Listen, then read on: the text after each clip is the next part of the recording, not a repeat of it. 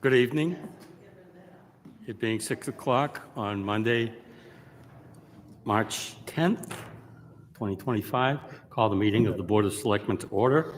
If you'll stand to take the Pledge of Allegiance. I pledge allegiance to the flag of the United States of America and to the republic for which it stands, one nation, under God, indivisible, with liberty and justice for all.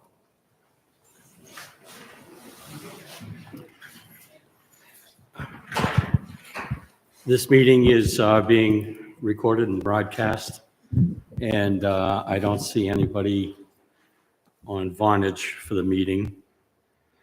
So we'll start with approval of the February 10th agenda. Excuse me. You mean minutes? The minutes, I'm sorry. I make a motion to approve the regular session meeting minutes for February 10th, 2025. Second. We have a motion and a second. Is there any other discussion? If not, all in favor, say aye.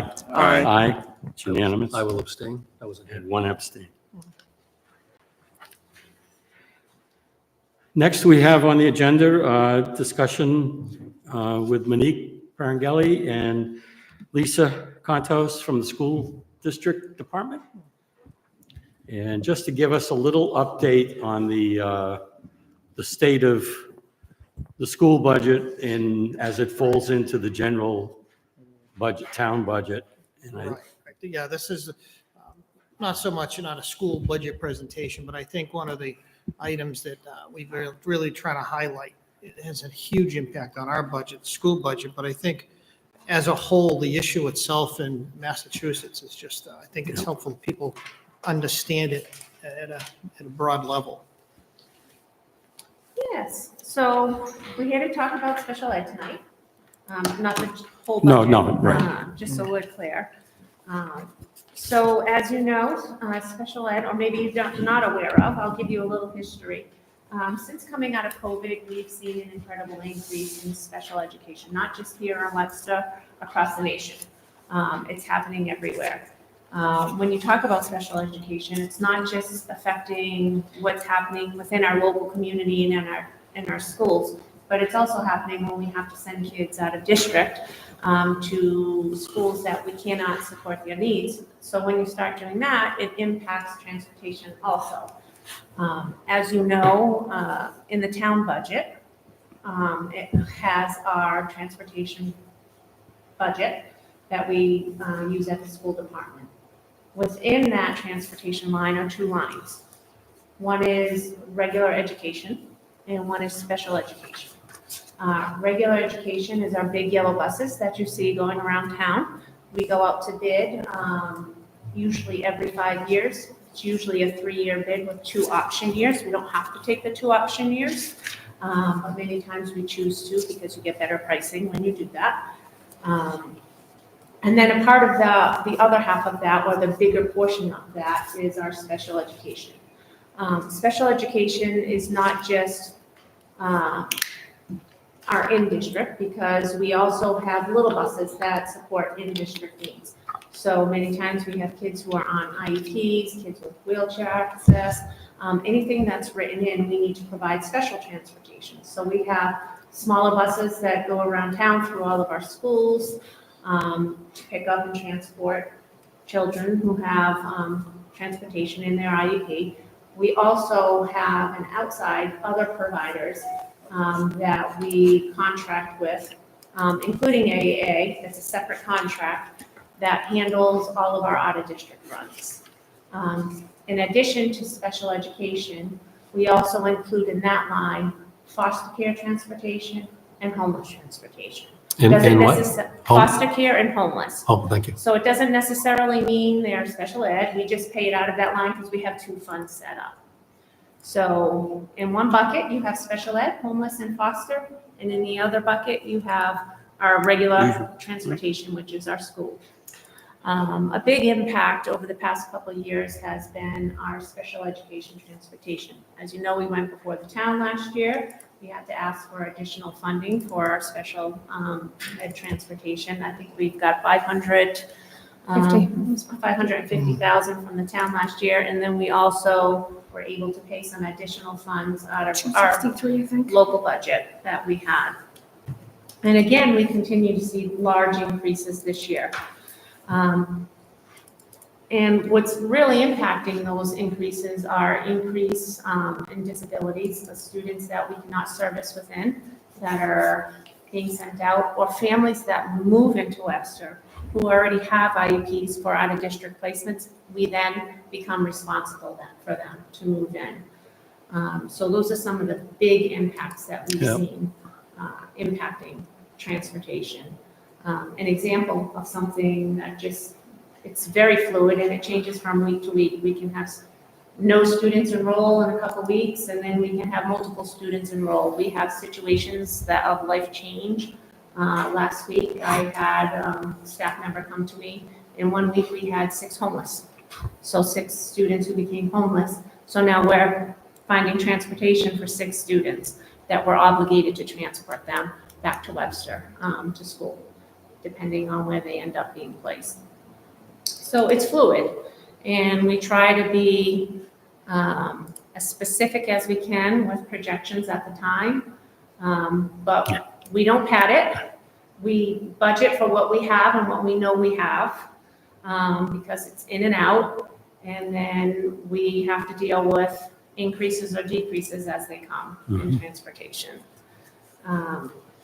What I can tell you is that from FY 25 to 26, we are seeing a 62% increase in transportation.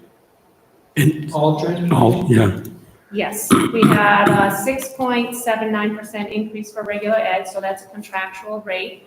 And then we had seen a 96% increase in special education alone with the number of routes that we have. In district. If I can just add, Yep. when I did the analysis, we saw routes go up by close to 55%. The increased need of monitors on those vehicles as well. So as you add routes, oftentimes you're adding monitors on those routes as well to be on there with the drivers as well. From an in-district standpoint, for special education, as a result of move-ins and changes in IEP status, we actually had to add a 4th bus for Park Avenue for in-district this year. So for example, that's about $65,000 additional per year to add that 1 bus, to give you some context. Was that one bus, forgive me, was that one bus for special ed? Or was Special, that was for special education. When we talk regular ed, right now we have 9 routes for Webster Middle School and Bartlett. We have 10 for Park Ave, and we have 2 parochial school routes as well. Okay. So we've seen, we've actually been fortunate in our percentage increases with our vendor over the past few years. Many districts were seeing double-digit increases in the cost of transportation in a single year from the vendors. We were very fortunate that we were, the last 3 years of our contract, we've seen in FY 24, we had a 2% increase only from our vendor. This year it was a 4%, next year it's 5%. So it's been difficult for them in addition. You can see we've brought some articles that impact special needs across the country, not just Massachusetts, across the country. Some of those things driving them is they're having difficulty with shortages in drivers, so they're upping the ante as far as pay and things like that. Monitors are difficult to get, so the pay is increased for that. If I can add what we learned, and this article supports it, but we had already heard about this from a driver shortage standpoint. What happened with the COVID transition to work from home and remote opportunities, they lost a good portion of what used to attract people to drive school buses, right? Now that people can stay home, the monitor work's not as attractive, being a school bus driver, so those sort of stay at home wanting to get something to do during the day while your kids are at school have been augmented by work from home. So it's been a challenge, but we're not alone. We are very fortunate that we have a vendor that is flexible. We try to be as creative as possible forget who I was talking to, but I was explaining that, even in our special ed department, we have admin assistants whose jobs to support the directors, but they've now pretty much turned into a transportation director just for special ed, because they're constantly on the phone looking for rides. We check with our local company first. We look to see, can we double up? Can we triple up? Do we have room on this van? Do we have room on that van? Then we go to our surrounding towns. We ask them if they have any availability, if they're looking, because it's easier to cost share with somebody than it is to do it on your own.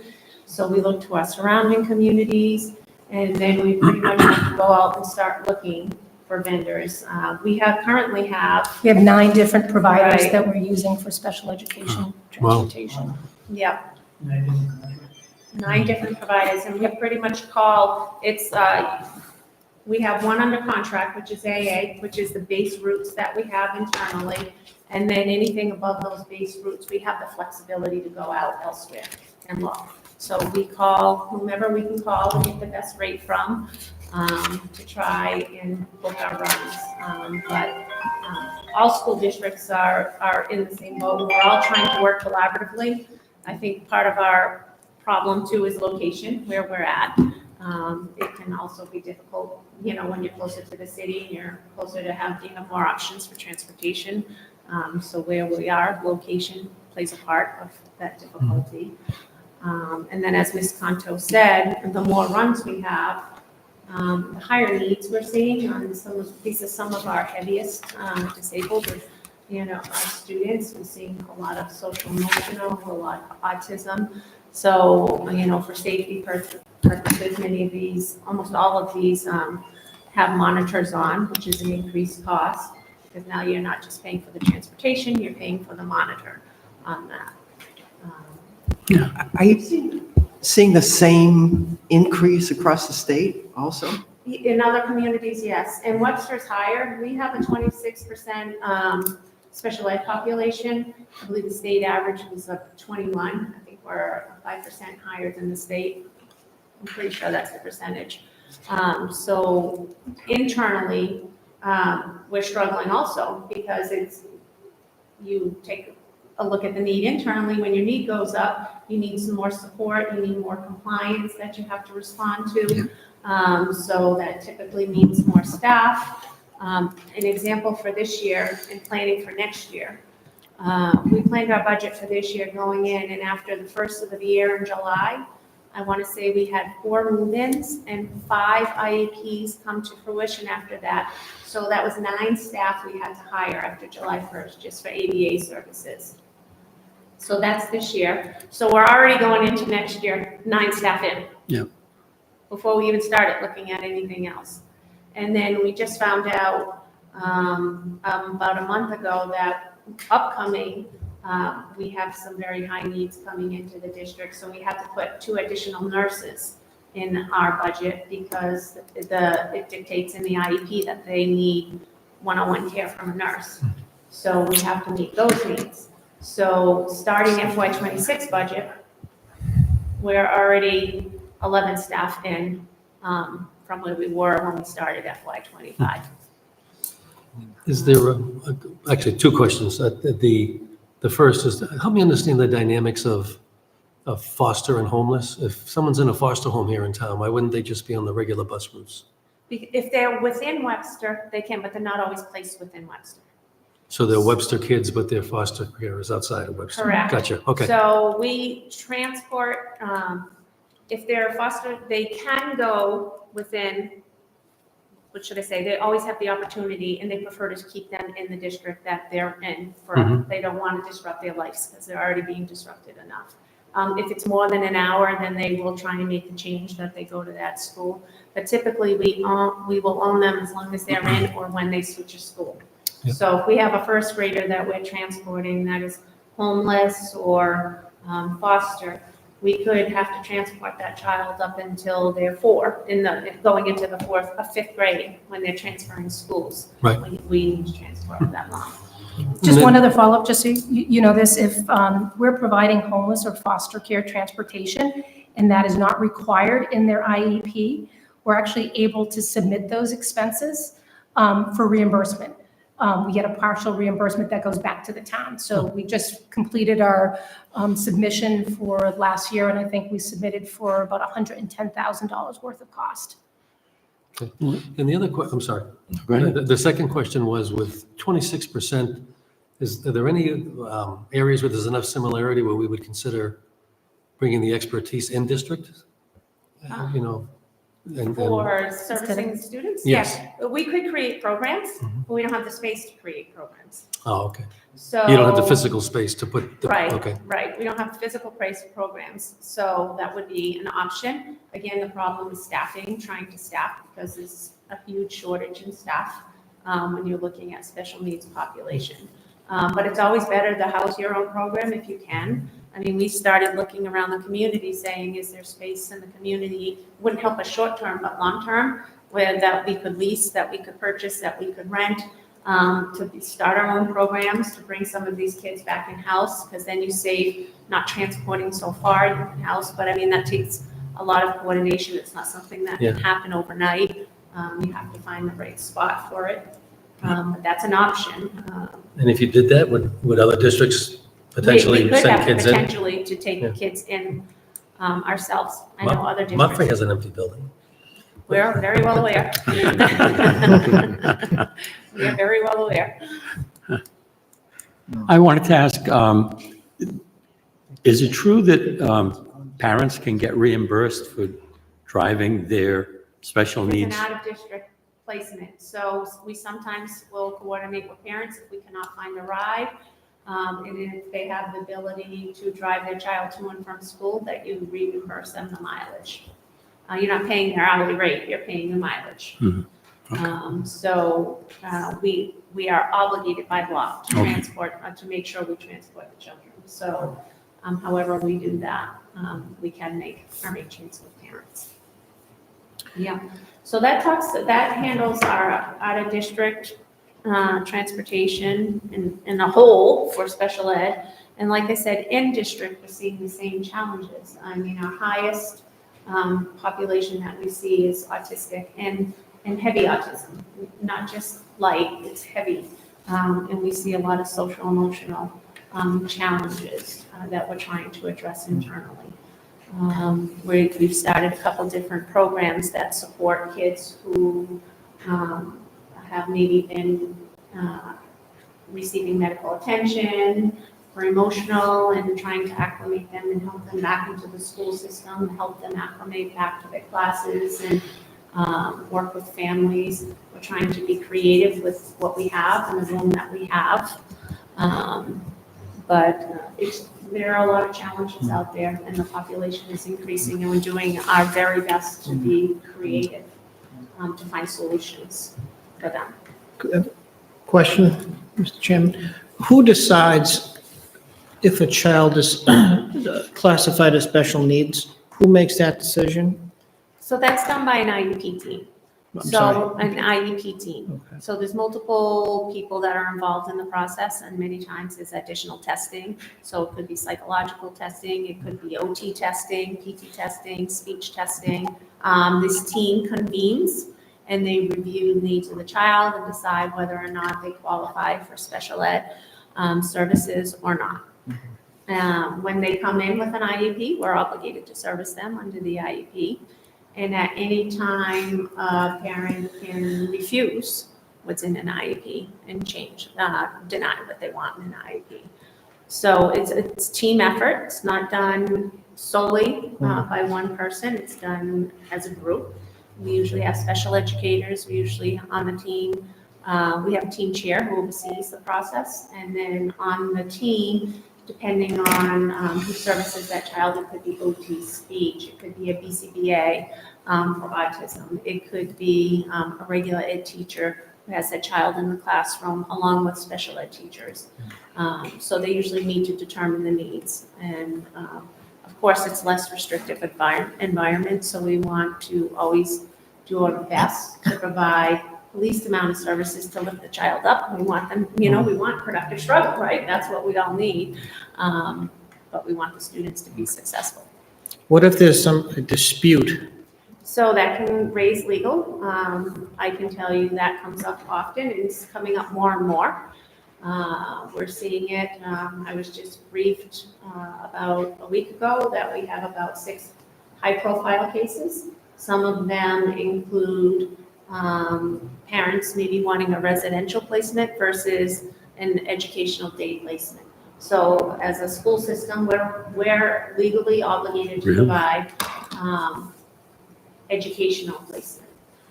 Sometimes the kids' needs are higher, and they look to have residential where the students stay there nights and weekends, and who becomes financially responsible for that is something that we work through. If it's not educational, we don't believe we're responsible for that if it's not for educational purposes. So we work with our attorneys to go back and forth. We also work with DCF, we work with DDS, we work with all the organizations around to try and work together to come to a collaborative solution, whether that's a cost share with DYS or DCF. They can be challenging and they can require a lot of time. Is that evaluation annually or for Yes. each child? Yeah. Yes. You know, one of the frustrations we all have is the disproportionate funding versus local needs. And I know that that's an issue throughout the state, but obviously when you have a population that's higher than average, and I'm sure that, you know, the average obviously also includes a lot of your communities that have a very low Correct. rate. And so it's obviously balanced by those who have a very high rate. Right.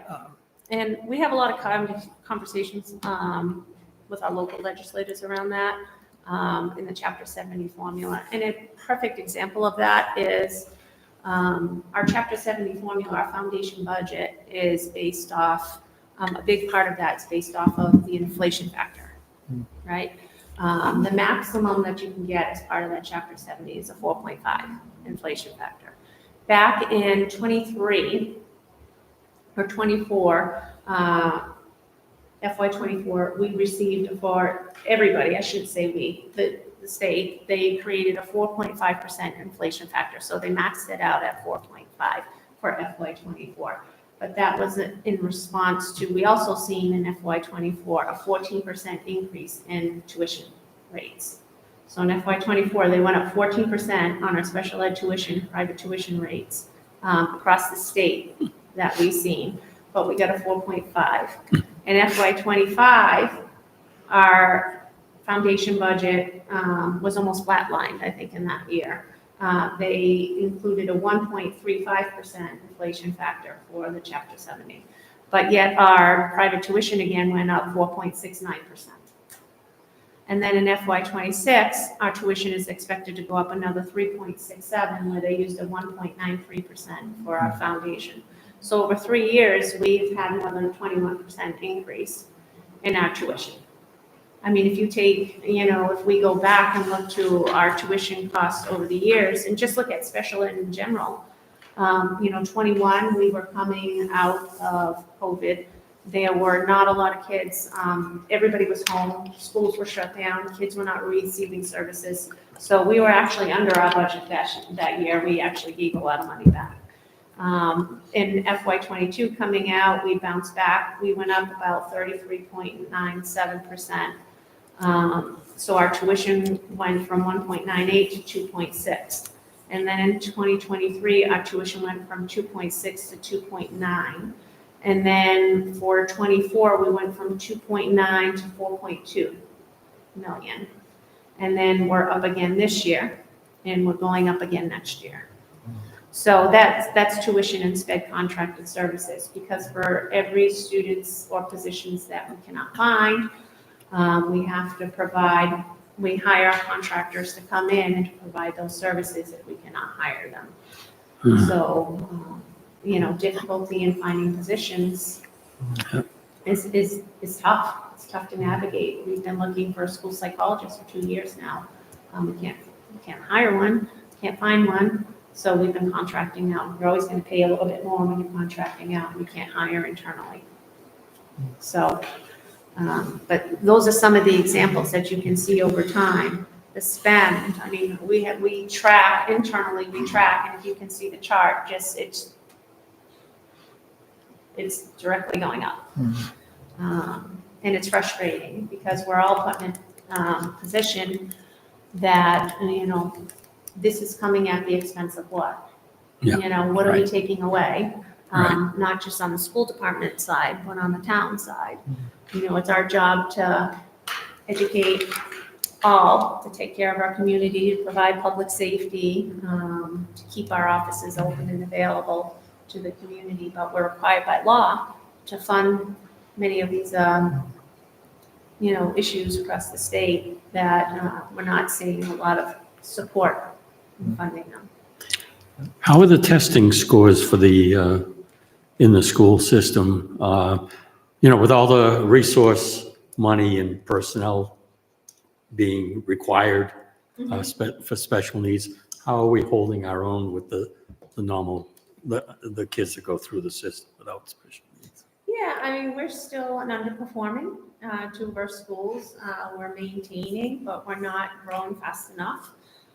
So that's something we work on. Our main focus is, our instructional priority, which is our kind of laser focus on our instruction, is servicing students with special ed and our ELL students in district, because that, if we're differentiating and we're scaffolding to our students there, everybody's going to learn. So, we're still struggling with our scores. We're a high poverty community. We're a high needs community. We're a high low income. So, we're doing the best that we can. We have a lot of high quality instructional material. We have wonderful supports that we work with. We have our SSOS partner, our state partners that we work very closely with, who are very helpful to provide what we can. But still a work in progress. Since this is a statewide issue, are there any legislative initiatives or anything you see coming down the pike to give us any relief in this?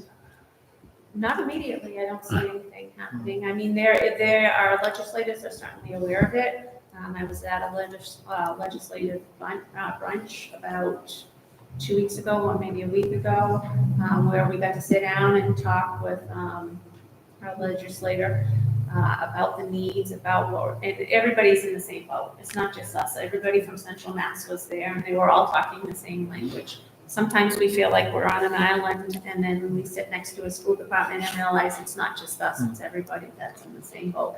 It just, I think we feel it a little bit more because our expenses are that much higher, and we're a smaller district. It is frustrating when you have an issue that is paramount to almost every municipality that simply doesn't seem to have the momentum you would think. And it's very hard for us to put a finger on why that is, whether it's through Mass Municipal Association, the Superintendent's Association, I'm sure there's a business managers. I mean, there's organizations that continue to bring this issue up constantly. And it's just not getting momentum you would think as a priority. What's the best way to impact the scores, Well, to increase the scores? the best way is to support our students' best tier 1 instruction that we can get. So in our classrooms, we have purchased a lot of that's the one good thing that came out of ESSER. We were able to purchase a lot of high quality instructional material that's state aligned to standards. So it's just servicing our students and really strengthening our tier 1 instruction. That's the best. Dare I ask, is there any federal money in this? Well, we haven't even talked about that. We do receive Title I funds and we receive special education funds. We have those 2 grants, which fund just those 2 grants alone, not the other ones. I want to say fund about 1.4 million, 1.3 million, in addition to what we have. So if we were to lose those fundings, I can tell you, let's just look at special education. We have about $400,000 there that pays for paraprofessional services.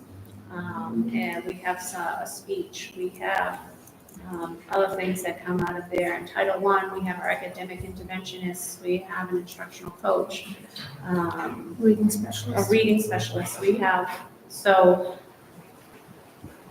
those are on our radar also. And I didn't ask Monique and Lisa to come in here so I can cry poor mouth, but I'm going to take 30 seconds and do that anyway. Just for perspective, our increased 2.5 levy next year is about $750,000, just roughly. And the increase in special ed and transportation next year is higher than the entire increase in the levy. And when you look at fixed costs like health insurance, retirement, and the increase in special ed, those three items are more than additional revenue we're getting in both the tax levy and in state aid. So, I mean, we'll make it work, okay? But I just think, as we kind of head towards the stretch run here I think it's good for people to realize that the pressure that those factors put on us, and for the most part, we really have very, very little ability to deal with those effectively from a major cost-cutting standpoint. It almost seems like the school system has to build a better mousetrap or something. You can't just keep pouring more and more money. I don't know. We don't have an option. As far as special education, we were required by law to follow, and it's increasing. I mean, our preschool numbers are off the charts. We have outgrown our preschool, and we're required to service these little ones that are coming in if they're coming in with needs. We used to offer, you used to have 4-day-a-week programs, 5-day-a-week programs for kids. We've outgrown that, so we've had to reduce the programs down to maybe a Monday, Wednesday program or a Tuesday, Thursday program. So students are there for less time so we can service more kids. But we are busting at the seams with our preschool, that we're already in having conversations of, it was our intent when we built the high school, moving preschool over there to give us more room at Park Ave to build programs. But we're not going to have that space at Park Ave because we're outgrowing our preschool program. So we're going to have to, look at keeping some programs there for our little ones and then having preschool over. So looking at what that would look like so we can service more students. So it's increasingly coming up, and it's not just what we have internally, but it's what's moved in. It's difficult to keep up with. And we are required, again, by law, we need to service. These are some of our highest needs kids who deserve, to have the education and deserve to be here and for us to give the best. It's just we could use the support from the state to help fund those programs because we can only afford so much and it's coming at the expense of other things. Yep. So. Well, I think. I feel like a Debbie Downer here. Well, It's bad news. It's facing reality, but, You should see our finance team meetings. yeah, real Really exciting. upbeat, real upbeat. Everybody's got a smile on their face. Well, it's, I think every time I sit with Rick and Tim, I apologize. And I say, on the school side of things, we're doing our very best to keep costs down and to be creative. And, my background is in budget and finance. That's where I come. I am used to looking at a budget and saying, well, let's be creative with this. Let's make this work. Let's make that work. And that is, I've run out of tricks in my hat to say, how can we do this? And, I'm running out of answers. And I know some of these fixes, we've got to work long-term. I've had my director of student support services say, I need you to think and look at this with a different lens and how can we be creative and what can we do? Can we shift any staff internally to create different programs? And I mean, she has literally, she went through, she's going through students one by one to say, are we overstaffed in certain areas? Are there things that we can do to, put a program in this area, run something differently? And unfortunately, we keep running into roadblocks and I'm running into brick walls saying, no, that's right. So we just got to be creative, We continue to look for ideas. We have thought of bringing programs back to town. It's just, those won't happen overnight. Right. That takes a long time to plan and build something like that. I think I speak for this board. I think, we appreciate both your efforts in trying to deal with the almost untenable pressures that come from regulations and requirements and all of that. So appreciate your work. Yeah, thank you for Thank you. coming. Thanks. Thank you for listening.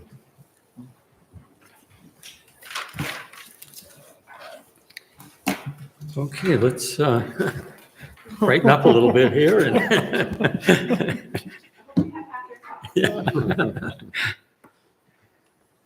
And next is action to open a public hearing for request to approve the application filed by East Main Street Gas and Market LLC, 313 Boston Post Road, West Marlboro, Mass. 01572, to amend the fuel storage license at 138 East Main Street, Webster, Mass. 01570, to store 2 underground fuel tanks, Tank A containing 15,000 gallons of Class 1B gasoline, and Tank B containing 8,000 gallons of Class 1B gasoline and 7,000 gallons of Class 2 diesel fuel, for a total aggregate quantity to be stored of 30,000 gallons. Do we have, I move we open the public hearing? Second? we'll do by roll call. Kelly? Selectman Davis? Yes. Selectman Claybart? Yes. Selectman Dusick? Yes. Selectman Rogers? Yes. Chairman Moore? Yes. So I forgot Hey. your name, yes. Did but- you miss me? No, you weren't, you weren't So- gone that long. Yeah, basically last month I got approved for a license. And then I got back and I go, I got the license. And they go, well, we couldn't get that size compartmentalized tank. So we got this size. So instead of the 9.6, they're having a hard time getting tanks. So they're taking what they can to get on time. So I called the state fire marshal and he said, you have to amend your license. And I left all my paperwork at home, but she's gonna print it out nice and pretty, and then she's gonna send me that form so I can print them in the future. And then you guys can sign that if you approve me. And just to say, it's no change in the total gallons. it's Total just square The footage. one tank that has a split, Yep, it's that split. and because the diesel was more than what I had, Yeah, I had to come back. okay. And the town fire department has. Yes, I've sent new plans to the fire department showing the modifications, and I'm waiting for them to come back, and once I get the license, I'll send them to the state for approval. And there's nobody else here, I don't assume, for that. Any questions from the board? I move we close the public Motion. hearing? We have I'll make a motion to close the public hearing. Second? We have a motion and a second. Kelly, can you pull the board? Selectman Davis? Yes. Selectman Claybart? Yes. Selectman Dusick? Yes. Selectman Rogers? Yes. Chairman Moore? Yes. Is that it? Well, we just need to vote on it, so Oh. I think I'll entertain a motion to accept the amendment. And that So would- moved. Second. And that would just be contingent on the approval from the state fire marshal accepting. Well, yeah, you approved the license, I need the license to get the plans approved. Right. Yeah, okay. We have a motion and a second. Is there any other questions? If not, Kelly, will you pull the board? Selectman Yeah. Davis? Yes. Selectman Claybart? Yes. Selectman Dusick? Yes. Selectman Rogers? Yes. Chairman Moore? Yes. Progress. Thank you.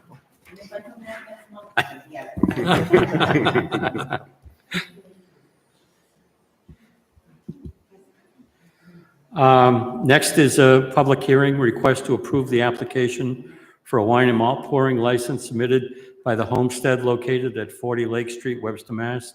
01570. The application was withdrawn. Is there anybody here for that hearing? No, I think what a hearing letter went out to residents in the area, so, and it was published. So I don't think we have to actually open the hearing, or do, there's nobody here. I think so. It's been withdrawn. Yeah, There's no reason so it's just informational that was withdrawn. Next is a public hearing from National Grid to relocate one JO pole on Prospect Street, beginning at a point approximately 320 feet north of the center line of the intersection of Lake Street and continue approximately 15 feet in a northerly direction. National Grid is relocating pole 310 feet south. I'll entertain a motion to, I make a motion that we open the public hearing. Second? we have a motion and a second. Kelly, can you pull the board? Selectman Davies? Yes. Selectman Claybar? Yes. Selectman Deacon? Yes. Selectman Rogers? Yes. Chairman Gabor? Yes. Is there anybody here from National Grid?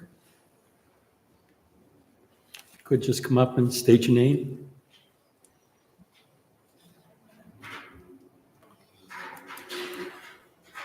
Hi, my name's Robert Williams. I'm sorry?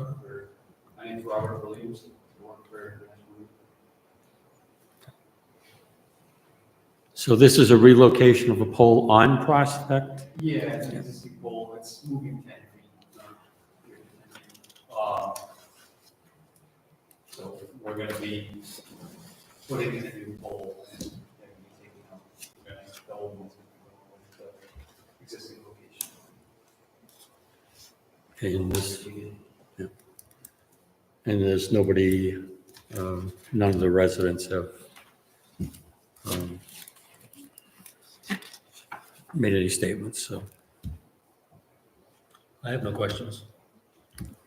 Do we have any questions? No. If not, need a motion to close. Make a the motion to public close hearing? the public hearing. Second? We have a motion and a second. Kelly, can you pull the board? Selectman Davies? Yes. Selectman Claybar? Yes. Selectman Deacon? Yes. Selectman Rogers? Yes. Chairman Gabor? Yes. Thank you. Next, we'll need is there any discussion or anybody want to make a motion or a vote? I make a motion that we approve the petition from National Grid to relocate one JPO pole. Second. We have a motion and a second. Any other discussion? If not, Kelly, will you poll the board? Selectman Davies? Yes. Selectman Claybar? Yes. Selectman Deacon? Yes. Selectman Rogers? Yes. Chairman Gabor? Yes. Good. Okay, thank you. Thank you. Have a good evening.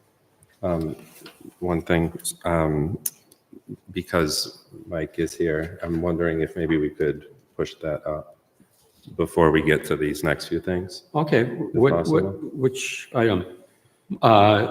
The To the finance committee. Finance Committee? Yeah. Sure, we can do that. Okay.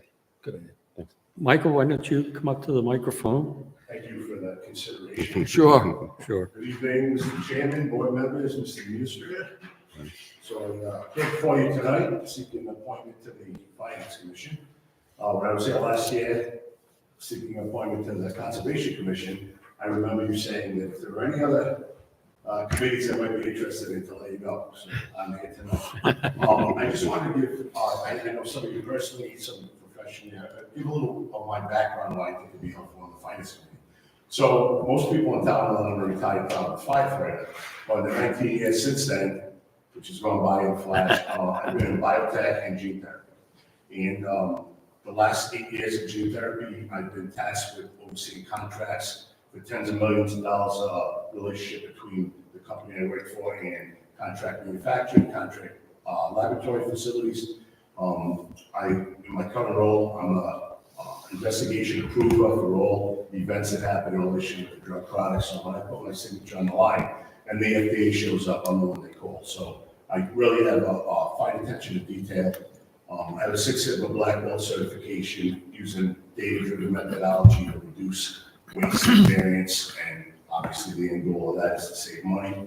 I think as we approach these seemingly austere times, it's important to maybe have a fresh set of eyes and somebody really committed to the town, and that's why I'm here tonight.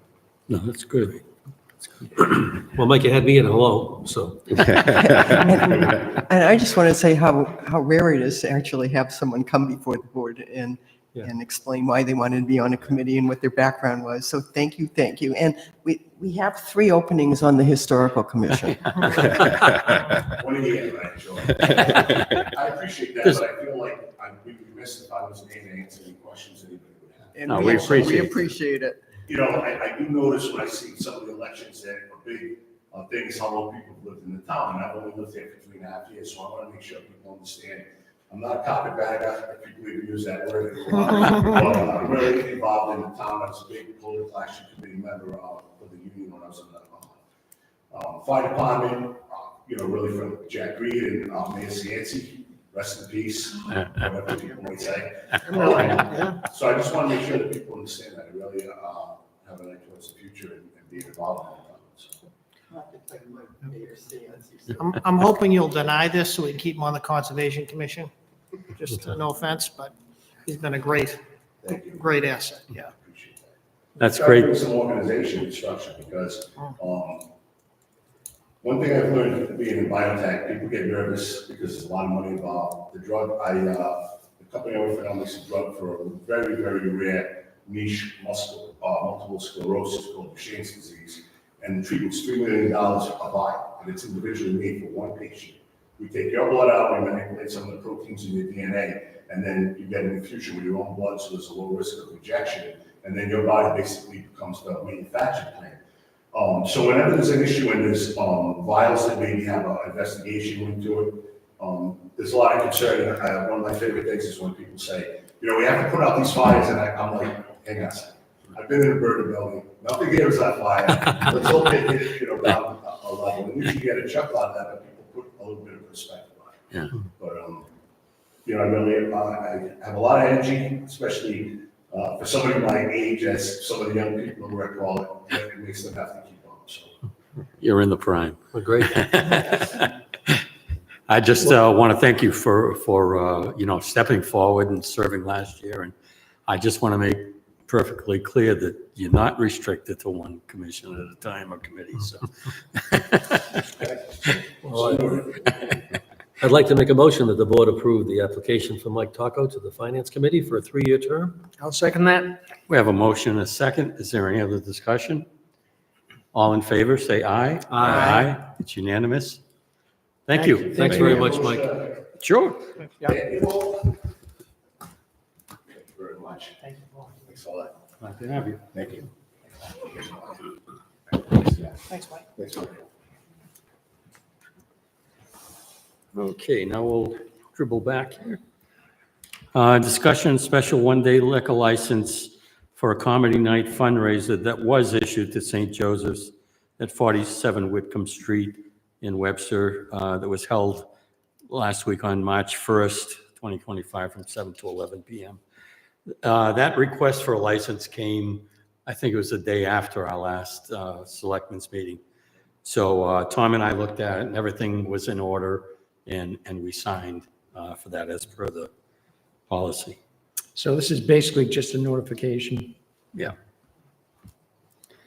Next is discussion and possible vote to approve special one-day liquor license for the I-125 Club Banquet fundraiser at St. Joseph's School Gymnasium, 47 Whitcomb Street, Webster, 01570, to be held on Saturday, March 15th, 2025, from 4 to 9 p.m. That is in your packet, and we will be voting on that this evening.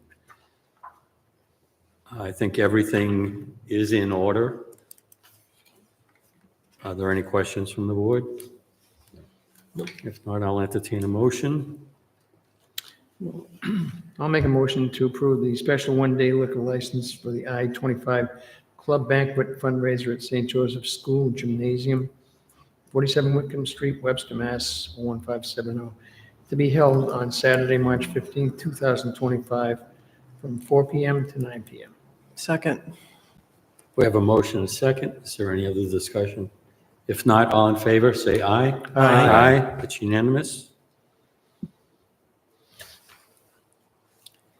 Next on the agenda is a discussion and possible vote to approve the common victualers license for Subway D&D Sub Inc., located at 188 Gore Road, Webster, Mass. 01570. And the reason for this is the business is under new ownership. And that is in your packet as well. I make a motion that we approve the application for a victuals license for the Subway at 168 Gore Road in Webster. We have a motion. Second. We have a motion and a second. Is there any other discussion? I think all the paperwork seems in order and is present. All in favor, say aye. Aye. It's unanimous. Next on the agenda is discussion and possible vote to appoint alternate member Christopher Fowler to the planning board for a 1.5-year term to expire on June 30th, 2026. I think we've had some changes in the planning board. I don't know if you want to. Yeah, the chairman, after Paula Framboise resigned 2 weeks ago, on good terms, just has some other issue he has to deal with. He's active in other areas of the community, as everyone knows. So that, I believe he was on there for over 20 years, I'm told. Something like that, yeah. So he will definitely be a loss, but like I said, I know he's involved in a number of other areas in town, so that has left a vacancy. We do have 2 associate members. One of those 2, as you know, has applied for that opening. I suspect what you'll probably want to do is have us advertise for another associate member, assuming you do make this appointment tonight. But Paul's going to be sorely missed. I know he's in there all the time advocating for library issues in my office. I suspect that will continue. And I look forward to it. So. And this is 1.5-year term is the remainder of this alternate term or the remainder of Paul's? No, that's Paul's unexpired term. Okay. Yes, appointed term, yes. There any other questions? I have a question that's not related to the vote, but related tangential. Is it, how is the chairperson chosen? Is it a vote of the? It's a vote of the board It is a itself. vote of the board itself? Yes. Thanks.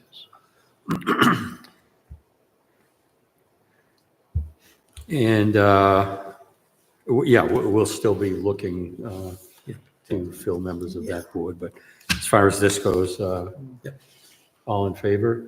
Did you get a Need motion? Need a motion. Did we? I'll make a motion that we appoint alternate member Christopher Fowler to the planning board for the 1.5-year term expiring on June 30th of Second. 2026. Second. We have a motion and a second. Is there any other discussion? If not, all in favor, say aye. Aye. Aye. It's unanimous. Discussion and possible vote on the marijuana license for Webster Cannabis Company, LLC, located at 4 Town Forest Road, Webster, Mass. 01570.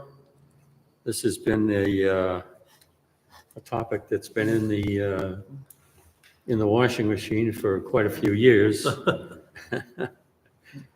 And I think it's, after a failure and a revitalization for that last marijuana license for the town, it's coming to fruition.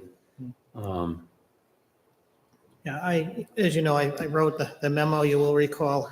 I'm sure, if not all of you, most, I forget how long ago this was, where the board did approve the extension of the host community agreement. So this is really the last piece of that. And as everybody's painfully aware over the last couple of years with the CCC in place, there's very little you can do in terms of negotiating an agreement. This is the second of our 2 retail marijuana licenses. And I think the few changes from the canned is just to secure from the legal from our legal counsel to, Yes, but basically just, oversight, reporting issues that are required. And as I mentioned, a lot of the restrictions, including something as basic as hours, those are all contained within the site plan approval by the planning board. Those are similar to the other establishment we have, so they're consistent. one thing, I haven't had a chance to review the requirements for the license in a few years, but the requirement urging that a certain percentage of employees be from the town, is that something that's monitored or checked ever, or is that just, That would be between the operator and the CCC. That's not something that we monitor ourselves. okay, okay. And does anybody Yeah, know? chasing that down would be Okay. something that, Yeah, we don't. yeah, it was just a question that, yeah, I did notice it's in the agreement. Yeah, it's yeah. still- Yeah. This is more of a technical question, is that, this is for retail sales only, not growth, right? This is Yeah, retail that's what I sales, thought. And yes. I would just notice That's that there was a clause about odor control, is that? Yeah, that's the cultivation. Right. Yeah, the Curaleaf stores don't cultivation. Right, but there is no facility. cultivation, that's what confused me. No, Yeah. there's Even though no- it's in this agreement, there is no cultivation in this No, proposal, right? There is no, correct. Did I use the word? There was an odor Cultivation. There control was some order. clause in there, yes. Yeah, I was wondering about the order. Okay, it's in the order special permit. I guess. Okay. Not the special permit, the site plan. And through the chair, is that we're not looking for any, because of the law change, there's no local impact fees charged, right? No, the only thing we can do is, we don't have, there was a time when for a number of years where you could negotiate that impact fee. Right. Now you have to specifically document any impact and then submit that annually to the reality is to keep track of those costs now, and those costs aren't as severe as I think a lot of us people had feared. I think you might remember the first one or two in the state where you had people lined up down the block and around the block, and that hasn't been the case in most instances. However, there are some impacts, even the cost of attorney's fees and, on public hearings, but it's very hard to, and of course, anything that you seek to have reimbursed has to be approved by the CCC also to determine whether or not it's an eligible cost. So I'm going to cry poor mouth real quick again here, Mr. Rogers, because you opened the door. I'm sure will recall when there was a time when the town had committed to go to a full-time fire department where the receipts were really targeted to do that from the mitigation fees.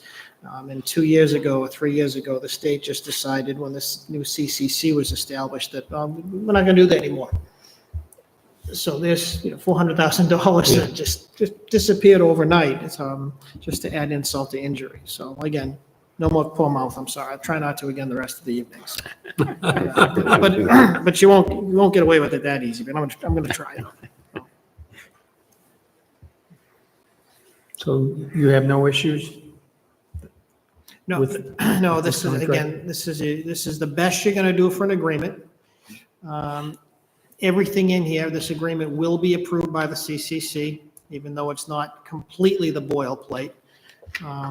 So at this point, I recommend that you approve the agreement. Just a question. We are approving the agreement, not the license. No, you're approving the host community agreement. Host community agreement. Yes, correct, yes.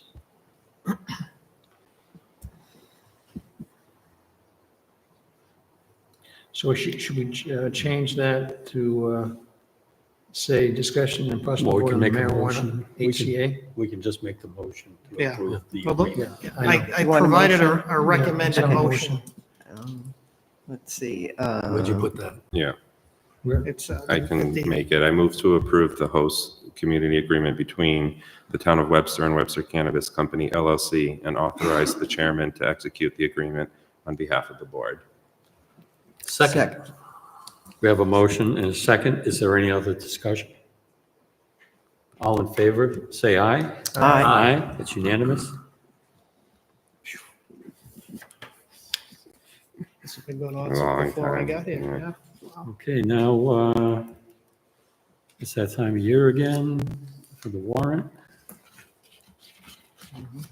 Yeah, and you do not have to read the full warrant itself. You just have to vote to approve it as provided by the town clerk. Oh, okay. Because it's already posted. Oh, This is- okay. This is really a formality. All right.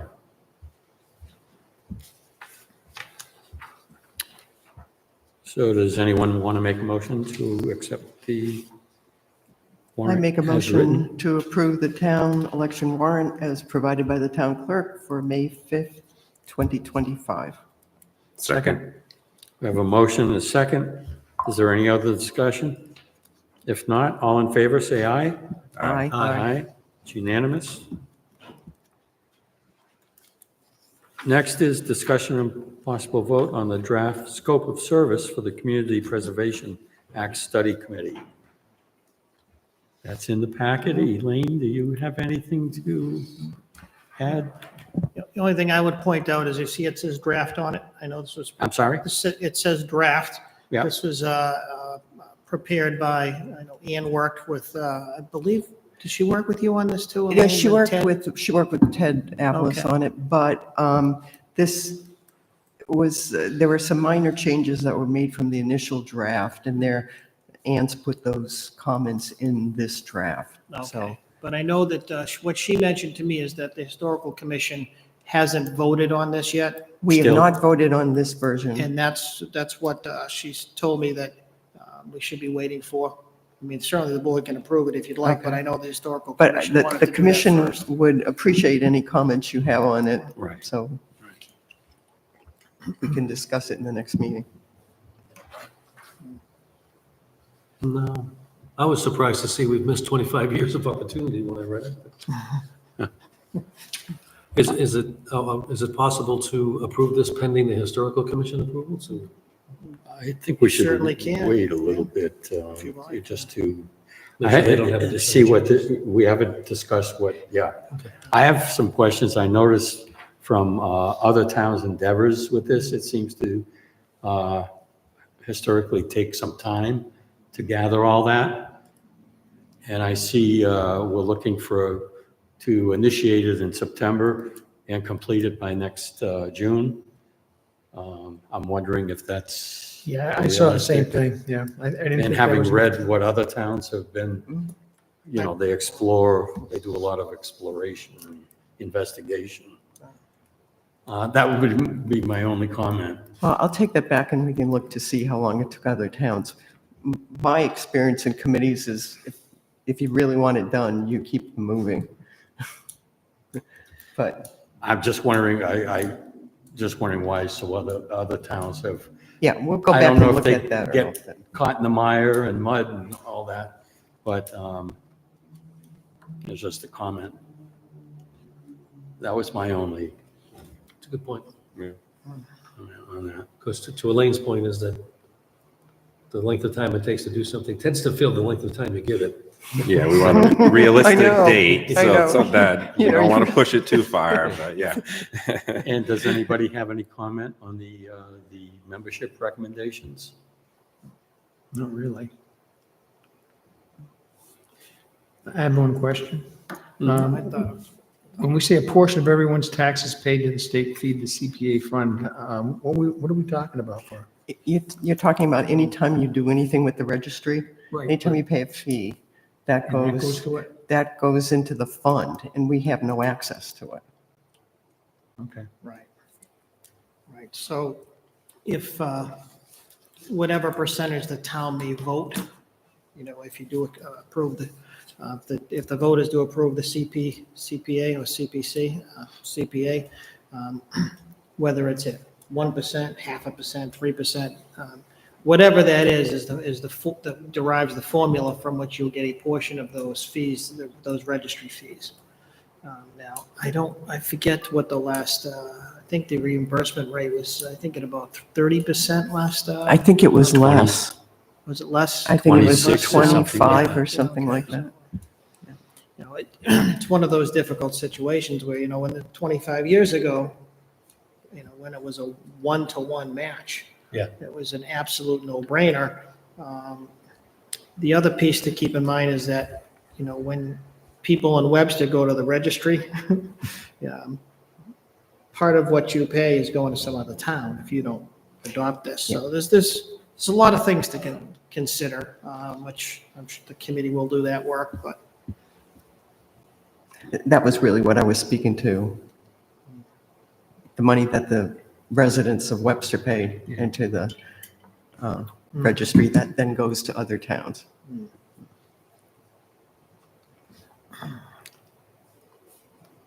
So nobody has any other questions? Looks like they're proposing a 10-member board, so that in and of itself, to get 10 people together to be efficient is going to take some time. But any other questions from the board on what we got here as far as the draft that, I'm just glad I'm not on there. I'm sorry? I'm just glad I'm not on there. Well, That you could are an change. ex You are. officio. Yeah. There you are, right there. We could make you officio. Yeah. Okay. Close enough. And I'm hoping and expecting that you'll get support from all the town departments once this gets underway. So are you looking, Elaine, are you suggesting that this is put on hold until the commission votes on it? And then comes back to the board for the board's final approval? What do you? Well, we're meeting in 2 weeks, so it would not be a hindrance to take another look at it, because this language had not been, and included some of the language we wanted put back in here, and to get the answer for the chairman about how long it's taken other boards like this to operate and come to some answer. And then maybe we can Yeah, that's what I'm finalize it in thinking. Then April. You'll take the information. I'll take it put back. and spread it back. Yep. We okay with that? Yeah, I am. Okay.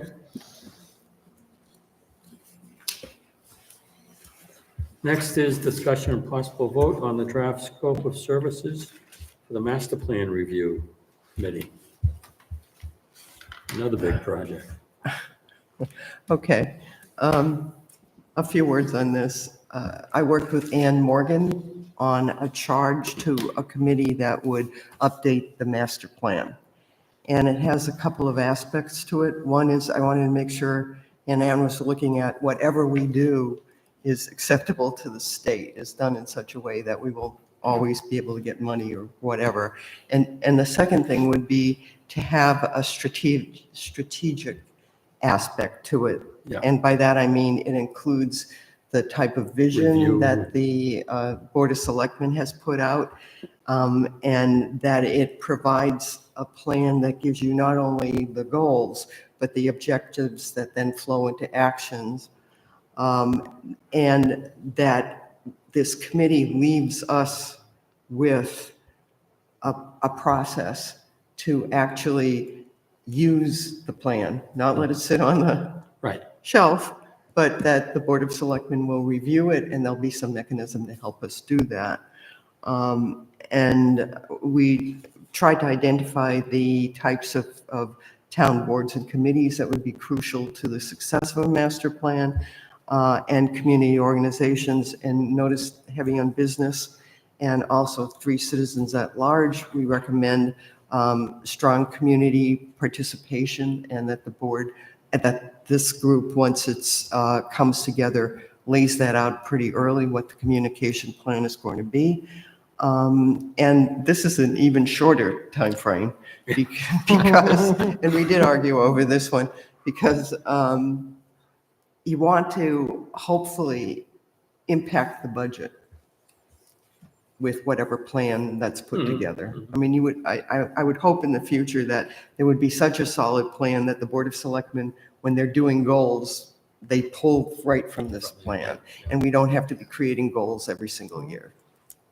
So- 5 months, though, does not seem like a very long time for a master plan to be. And again, there's even a larger group of people to pull together. So I think, it's just, inherent, the more people you have, the longer it takes. And I understand your point about within the budget, but the budget for, 27 is going to start much sooner than this is going to finish in 26. So then we're talking 28 anyway. So you might as well give yourself, to coordinate with the preparation of the budget. So give me a date. What's that? I'm sorry. Give me a date, Yeah. because we've Well, not even had a Well, chance to I talk guess to would Rick be about the- this. January of 27 would be, or December or something like that.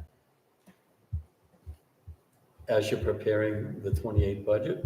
Does that sound? No, and I would agree. You are looking at FY '28 before Yeah. you can get What was any. that, Rick? So I agree with Earl. You are going to be looking at two fiscal years out before you can start really trying to build some, Instead of trying budget to rush items it, to meet yeah. those goals. So Do you're it talking right. about FY '28. So are you thinking like a December or a November Fully, 2026 to have a full plan presented?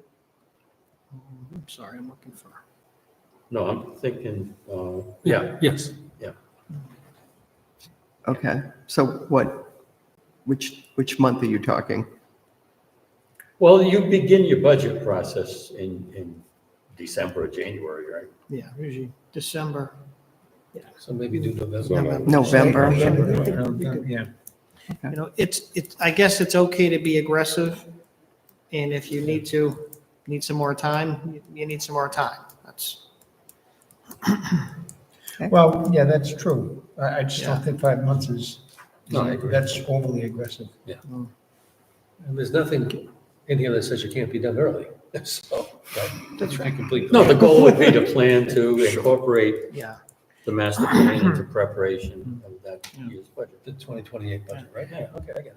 Question, Elaine, I have is that I know when some of us had talked about this in the past, there was a conversation about trying to make this a smaller, more stealth committee. What your conversations with Ian, you came to, this conclusion, which is fine. I'm just curious what some of the conversation was about the size of the committee itself. I remember the last master plan committee, just from, reading documents in the past, was very large. I Yes. think it was like 15 or something. Oh, I, was it, for I some think reason, I thought it was more than the that. Was only, it? we kept looking at the town organization and kept coming up with things with organizations we thought had to be involved. Now, this doesn't mean, when when you have a task, it doesn't mean that they all have to do that. I mean, you could pair Yeah. two groups up. I mean, so I think there are organizationally, there are ways to deal with it so it won't be overwhelming and real too top heavy or something like that. Yeah. I think the important part and probably the tougher part is to get the community and members within the community The at-large. to pull together to, because that is a big part of it. Have you started recruiting already? Just started Did I start recruiting? recruiting? Yeah. You don't have to answer that. No, this was just Okay. you. I just wanted you to have an opportunity to take a look at it and see if this is going in the right direction. Through the chair, if I could, Elaine, so when I was reading it, I went back and I looked at the one that was done in 14, an awful lot of work. Who actually does the work? Where does the execution come from? I don't know about that one. Wasn't that done with the help It was of a purchased, consultant? wasn't it? Yeah, it was probably, I think it was a consultant. you were Yeah, on I it. think we You have were on it. consulting. Is that what it Forget was? that, Okay. yeah, that's- And I think that's one of the questions that the committee's going to have to consider, is whether or not you need some Yeah, it type should of come from the assistance. committee. But, Yeah, I mean, you might decide you need another consultant or, even, the regional, planning council. Sometimes they're used as a consultant role. Just CMRPC Yeah. involved in that Well, that's it. aspect? They will contract for Oh. those services, but again, depending on, what their staff looks like, what their time frame is. So there are options if you do decide you'd like to have some professional assistance. Which, again, to your point, Mark, it is hard to pull something together especially with the larger the committee, the more difficult it is to actually pull an effort together. I mean, you saw it with like the library strategic planning. It's, yeah. Because I know when the library did it, we had an advisory committee, but kept the actual working group very, very small. But we also had a consultant, and she was very good at the community involvement part of it, and very good at analyzing the data. And that's really what you want, somebody who can present the analysis to the group. So that's obviously something the committee's going to have to think about. Decide, yeah. Thank you. Yeah, thanks, good job. So I shall revise the date, and do you want it back next month for a vote, or? I think you could do. I think we're just providing our feedback and not looking, Are you going to meet again to discuss this? Oh, yes. Well, again, I think, if that's I wouldn't want I wouldn't want the board not to go forward with this if it's just a matter of coming back with a date that, but again, I think, I haven't done the work on this, so I don't have any pride of authorships or, the need to. I gave up pride Haste. of authorship Yeah. years ago. I And now think, with AI. You are on this committee too. Yeah, I noticed that. I didn't apply though. but I don't know that we have to, I mean, just take this information, the feedback again, the time frame. I think we're essentially approving the anticipated membership, and just telling you that it may take a little longer than, and that's as long as we're looking for November. But through the chair, do we eventually need a vote? I would think Yes. we do want it, we want it charged to the committee. Well, I think, do you plan on meeting before? Not before September. Okay. Yeah, I think the value is, starting to recruit people. Yeah. Now, again, there's still plenty of time, but especially when you're talking about the citizens at large, and so how much time do you think we're going to? So my feeling is if we know we eventually need a vote, if the only change this group's contemplating is the date, I would be in favor of making a motion, change the date so that we can start recruiting. Because to Earl's point, it's If going to that's be the only difficult. change we make, Yeah. we're going to recommend, let's Yeah. change the date or suggest a different date and approve it. November 30th to inform the 2028 budget. Right. Right. Well, to present to the selectmen in anticipation of working. Yeah. So in November, to the select. Present to the Board of Selectmen in order to inform the 2028 budget planning process. January 30th, 2026, right? Right.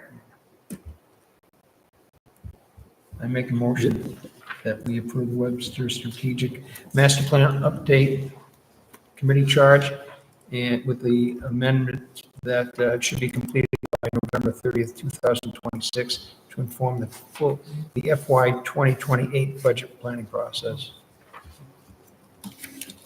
And is it too soon to make a selectman appointment? Elaine? Yes, yes. I think so. I think so. Would be a different vote. No, I agree, but what I'll be looking for is between now and September is updates on membership, potential membership. Sort of. I second Tom's motion. Okay, we have a motion and a second to update the date to coincide with the budget for 28. Yeah.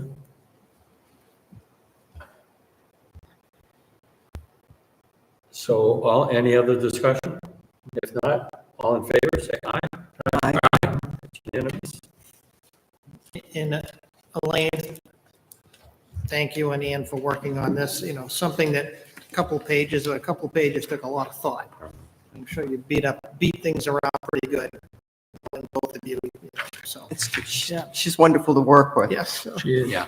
she says the same about you, just so you know. But I won't tell her that. One of the difficult things is going to be ongoing sustainability, to make sure we don't just put it up on a shelf and leave it It's the there. the track. Yeah. Yeah.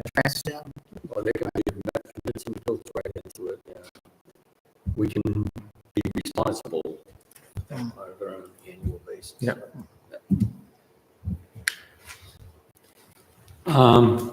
Next item is the, we're getting a lot of work accomplished. I'm telling you, I was very impressed. Discussion on the evaluation process for the town administrator's annual review. I think last time we met, we set the time frame, and we also left it up to the individual members to provide Tom and Elaine with any recommendations. And also give them time to talk to Rick, because I know Rick had some comment. Did you receive anything? Or do you have anything? That we changed? Well, what's in your, Yeah. what's in your packet Yeah. is the result of our conversations. Okay, that's what I, Yeah. Yeah, we it's in the did, meet and we went line by line through this, okay, okay, made some And changes. Made some minor changes. okay. One of the changes was actually section 1, goal 8. It basically said goals for the year pursued in an acceptable manner, and we just added and reviewed with the board on a regular basis. Now, did we, I know there was a factor for calculating a number. Did we change any numbers in any of the sections that would change that? You know what I mean? Did we just change the text? Okay, Yes. okay. And some of it, you know, I know one of my, on one hand, it was a concern of, was there things that, and we agreed that aren't things that the Board of Selectmen would necessarily be in a position to observe. Now, unfortunately for me, I think those are the things I probably do pretty well. So those are probably the things I do pretty well, or, the things that you don't observe. Right, Courtney and Kelly? Yeah, I think we They took a have to couple out, but we kept in do not include not observed ratings in the total count. Yeah. Because there are going to be, even with. Even we within left our own some- yeah, we experience, left some we're all in. gonna have different levels of- Yeah. And I keep in mind that before any forms are filled out, there's a required conversation one-on-one with me. So I think that's probably a good opportunity to get some insight on some things too that you wouldn't necessarily, be in a position to see a lot of. Yeah. But that's part of the process. So is it reasonable to have this distributed to us to fill out and get back to Kelly in a reasonable time before our next meeting? Well, don't forget, everybody has to meet with me. Right. It's your timetable, but just Get over for the next meeting or the May meeting. Well, the May meeting is the time that we're going to do the review. Right. So everything will be done. By, The meeting with Rick, the numbers will be analyzed, the score generated, and that's all. that will done be for in May. Yeah. So I don't, Being new to this, how did you do it last year? You fill out the, we took it, the way I did it is made a draft and made an appointment to meet with Rick and talk over that. And then submitted it, once that took place, submitted it to Kelly. She tabulates, comes up with a score, and then we. so each person has an individual meeting with you? Correct. Okay. correct. Yeah, Yeah, but I think a good suggestion is that, you just do a draft of, what you think. And then meet with Rick. is that, No, I mean, that's a personal decision if you want to, have some sort of draft, Yeah. but yeah, I think if you're looking at May, you said to complete the process, is that what Yeah. you mentioned? Yeah, that's, I'm sure within the next 2 or 3 weeks, we'll be able to sit down with everybody. well, Kelly, how long do you need to tabulate? 2 weeks? Okay. So get this completed by the early May? But by the Friday before the May meeting, right? At 11:59. Yeah. So for the main meeting, that's the election on that first Right. Monday, and then the second Monday is town meeting. Right. Right. Is that going to be your normal meeting? Oh, well,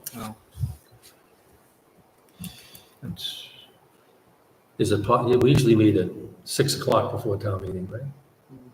Is it when is elections? 5th? It's the first Monday. in The May. 5th, I 5th, yeah. I mean, you can meet earlier than that if you felt the need to, if that worked out best for your schedules. Well, I was saying that if we wanted to do it the So May it's the meeting, if people could make it, maybe we could meet at 5:30 instead of 6. It's the meeting before the town meeting. Yeah. Yeah. Make sure we have time. And town meeting, what date? The 12th. Yeah, I was trying to get it done before elections because that could change the, But that would mean having it, have the discussion at the April meeting, right? apparently then, yeah. If that's what the board, I'll do it. It feels aggressive, to be honest with you. Well, my only point is there may be somebody not on this committee that's going to go through the process and not be there for the evaluation. You know what I mean? Well, I think, but maybe just all we do is, we talk about the results. Right. Whoever's new, if there's somebody that's new on the board, they're not gonna be doing this. Okay. So we'll keep it for the May town meeting? then? Just meet earlier? Is that the? It's okay with me, yeah. It's fine with me. I don't know.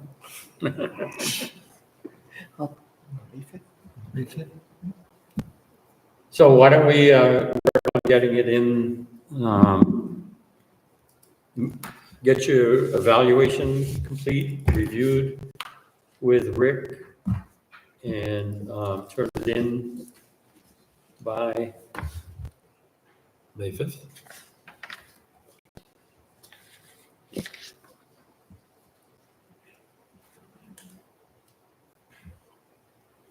or April 30th. Is that reasonable? It gives you a few Yeah, I think days so. to be preparing for town meeting and elections and all that. It's a busy time. Sure. Is that reasonable? April Yeah, I think 30th. so. April 30th. Have everything into Kelly. Meeting's completed. And Kelly will get this out later this week. Okay, moving on. Vote to open the warrant for the spring special town meeting to be held on Monday, May 12th at 6:30 PM at the Park Ave Elementary School, 58 Park Ave, Webster, Mass, with a closing date of Friday, 3/28/25 at noon for submission of articles or citizens petitions.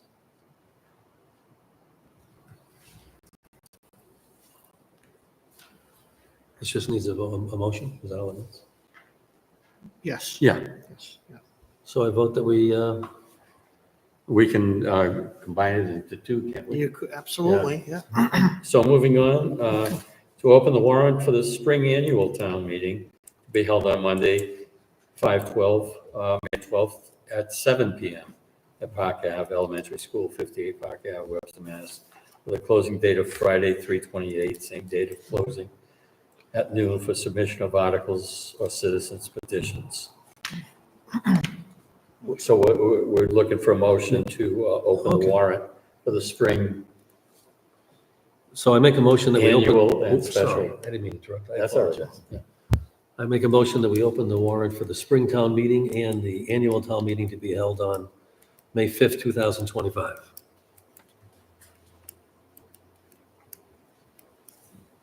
Second. We have a motion and a second. Are there any other discussions? Just to clarify, the spring town meeting will be at 6:30 PM, followed by the annual town meeting at 7 PM. If there's no other questions, all in favor, say aye. Aye. It's unanimous. And time for Rick's town administrator report. As you can see, attached or part of your packet was just an update, spreadsheet format, although it's a Word format. I'm not going to go through all those. That's for your knowledge. You want to ask me questions about it or talk to me individually or personally, that's fine.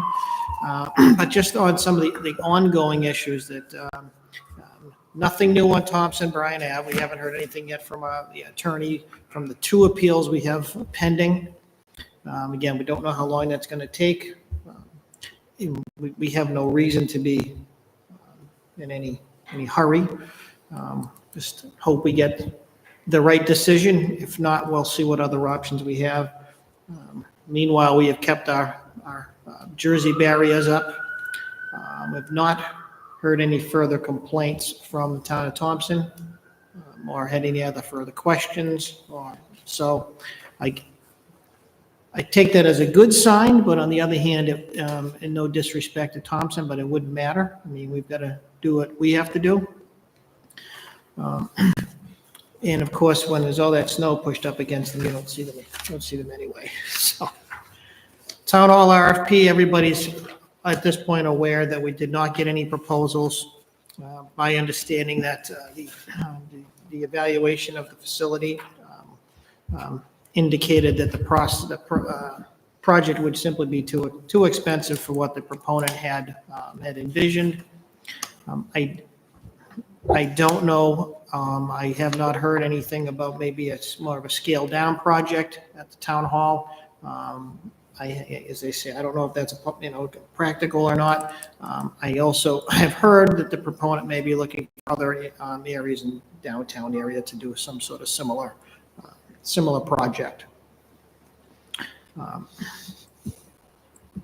think it's safe to say that I think we did everything we could. We went through the legal processes we had to go through.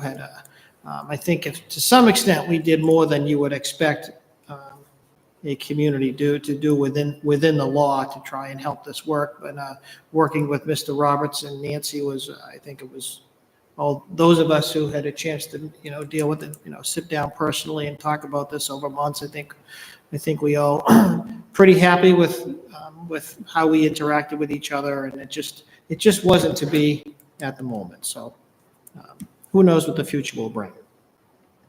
I did attach to this the the community outreach meeting notice for the Curaleaf processing facility, and this is the cultivation plant. This is the location of the cultivation plant that is causing the odor issues. Has been. I know they're not what they were, but they're still noticeable. This is for a processing facility, which would be on the same grounds, and it's my understanding that it would actually take up part of the facility that is a growing facility right now. So haven't seen the plans, but this is what I'm told, that it actually should be of some help in actually reducing the odor there, because it's just going to reduce the amount of growing going on up there. So, but I encourage people to go to the event. This is required by law, a community outreach meeting, and that's for any marijuana licensing of any kind, retail or otherwise.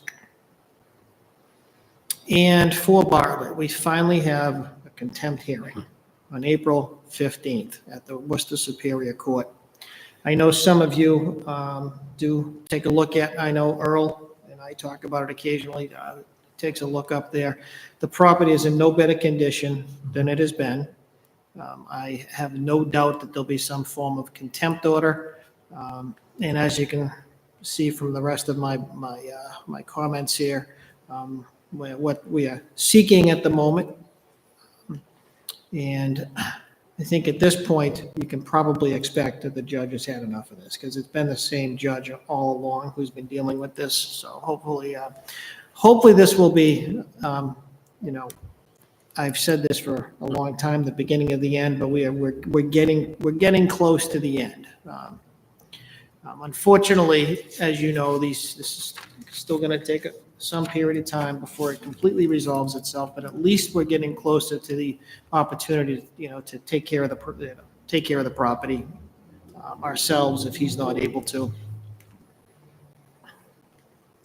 You know, it's hard to say you're excited about something like that, but we're kind of excited about that. So the last thing I'm going to mention, as they say, I'm not going to go through, you know, any the spreadsheet information, is, as I mentioned earlier, I wasn't going to cry poor mouth much, but a little bit. So, you know, I think it's fair to point out after what you heard from Mo and Lisa and some of the general factors we're dealing with. Just as a quick anecdote, we are looking at about a $65 million budget as the town's overall budget. And we're looking at targeting about 1.3 million in free cash to help close a gap. And that is made up of a couple different factors. Part of that would be to replace over 500,000 that we took from stabilization last year. So when I look at 1.3 million and using reserves of 1.3, it's actually less than that on the whole. And of that 1.3 minus the 500, we really could project revenue legitimately higher to actually cover that. But that's not realistic in the long run, because a lot of that's investment income, and we've had so much money going through the system because of our borrowings for school and water sewer. 2 years down the road or so, we're not going to get that investment income.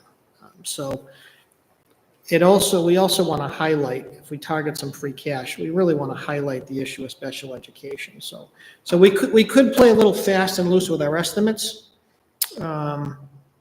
But I'd rather just be right out there and call it what it is. The other piece too is that we've got about $6 million in free cash, which is really outstanding. We've got a $6 million in stabilization, which is also, you know, just outstanding. So we've set ourselves up pretty well for the storm. We don't know what FY 2027 is going to bring. It's possible we'll be in the same situation this time next year. Hopefully, if we are, we'll still have, you know, significant reserves. After what it is that we're going to be proposing, we'll still have over $3 million in free cash too.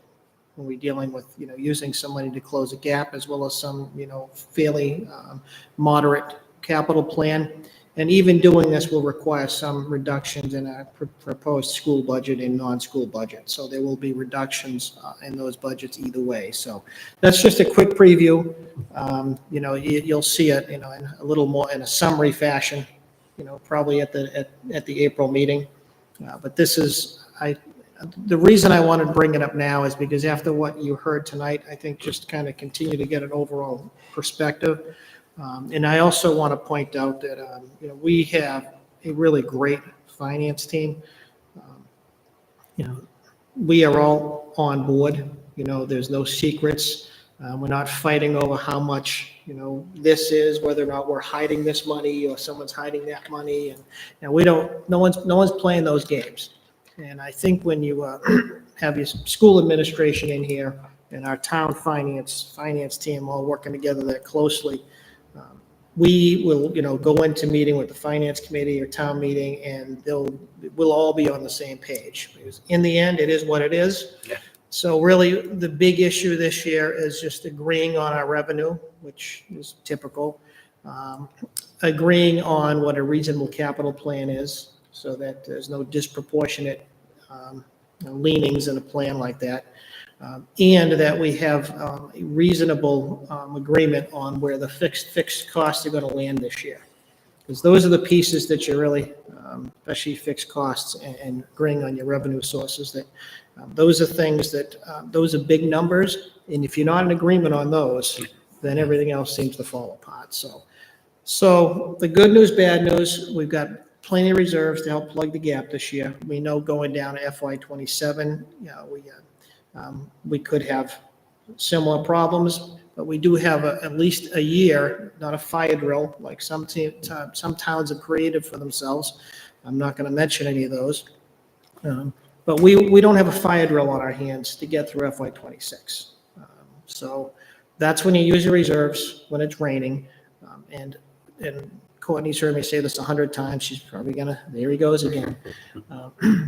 You know, you never want to use, you know, one-time money for operating costs. And again, this is a little bit of not exactly that because of our ability to raise additional revenue, but you also don't want to have $12 million in the bank getting interest while the kids aren't getting service, and you don't have police on the road. So you have to balance those things. And I think we've worked to balance those both financially and philosophically with our friends in the school administration. So stay tuned. It's going to be tough, but that's the quick overview, and you'll have some paperwork to that effect certainly before your next meeting.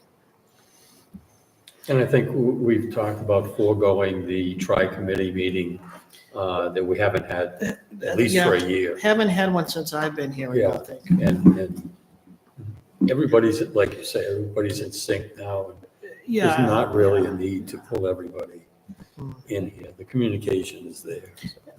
Yeah. And Mr. Chair, I know from some personal experience, it's not a given that particularly a school department and town finance department and town administrator work so closely and well together. And so, thank you for that. No. We should have said it with Thank Monique you. and No, and I too, Lisa were here. quick little anecdote. I think one of our finance meetings, Lisa Contos, before we even started the meeting, she sat down and I think she said, thank you, didn't she? Because she had recently been to a school business managers meeting and hearing the horror stories. And so got kind of a big sigh of relief that we don't have to do that. So it is a team effort. Everybody has some expertise and history they bring to the table. And so, but nice of you to say. Thank you, Mark. Well, thanks for all you do to bring different committees together and working well. Yeah. We got good people. Yeah. Got to keep them. That's all I have. Like I said, if you have any Thank you. questions about the ongoing updates, like I say, for the most part, we've made some progress, or at least got some answers, and there's some that I'm a little stumped with. Done some outreach to try to get some input, and we'll continue to do that. And certainly, if anybody here has any input or questions about anything there, just give me a shout. Okay. We want to approve the town administrator. I make a motion that we approve the town administrator report. Second. We have a motion and a second. Is there any other discussion? If not, all in favor, say aye. Aye. It's unanimous. Just to close out here, the vacancy, the Board of Selectmen appointments. There's one member from the Finance Committee, one member from the Water Sewer Commission, 3 members from the Historical Commission, 1 member from the ADA Commission, and as of tonight, 1 associate member of the Planning Board. So the list Now, is the seems to fin- suck. is the finance committee, do we still have one open now that? Mike, Oh, I don't know, did that? Not for the Board of Selectmen. Okay, so that takes that off. that he took that, right? Okay, cool. Well, that's one off. Thank you. Ex-Finance Committee member.